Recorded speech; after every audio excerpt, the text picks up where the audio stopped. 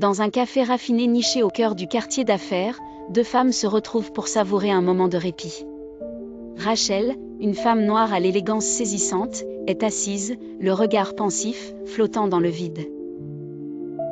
Elle semble fatiguée, marquée par les luttes qu'elle mène depuis des mois. Son interlocutrice, Léa, une femme d'affaires à l'allure chic et débordante d'énergie positive, s'avance vers elle avec un sourire empreint de bienveillance. « Bonjour, Rachel », commence-t-elle doucement en s'installant face à elle. Rachel lève les yeux, trouvant dans le regard de Léa cette amitié rassurante qui lui fait tant de bien. « Léa, je suis à bout. Rien ne va dans ma vie.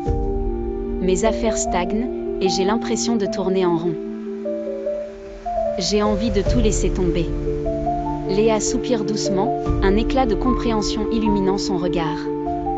Elle se remémore une période où elle aussi s'était retrouvée face à une impasse semblable. « Je sais ce que tu ressens, Rachel.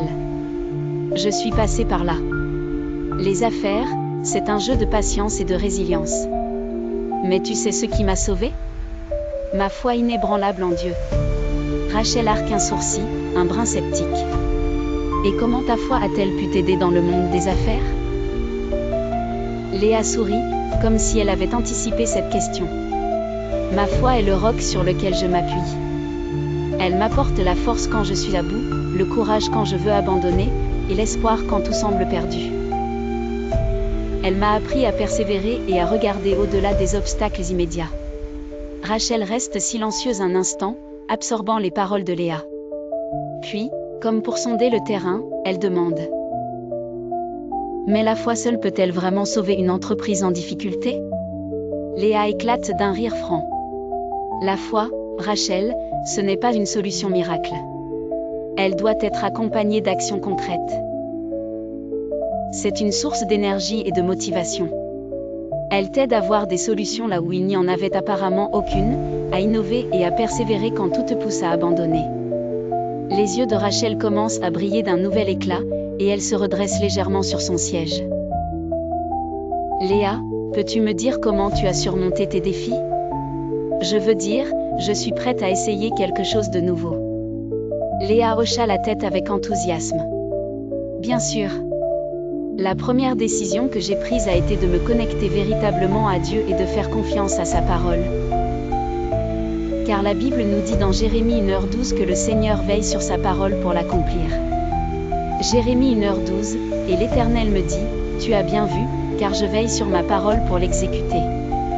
Je me suis appuyée sur 2 versets précieux qui m'ont réellement libérée d'un poids. D'ailleurs, je te les partage, ils pourraient t'aider aussi. Proverbe 16, 3-6, confie au Seigneur ce que tu fais, et tes projets se réaliseront. Proverbe 3, 5-6, mets ta confiance en l'Éternel de tout ton cœur, et ne t'appuie pas sur ta propre intelligence, tiens compte de lui dans toutes tes voies, et il aplanira tes sentiers. Ainsi, chaque fois que je me retrouvais face à un obstacle, je prenais le temps de m'arrêter, de prier, de méditer la parole de Dieu et de réfléchir. Ça m'aidait à me recentrer et à voir les choses sous un autre angle.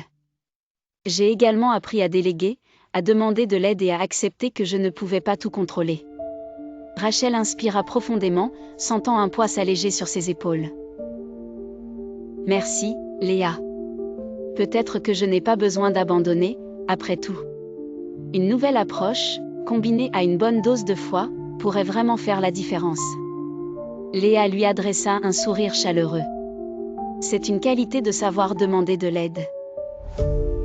Et être prêt à essayer quelque chose de nouveau. Je serai toujours là pour toi.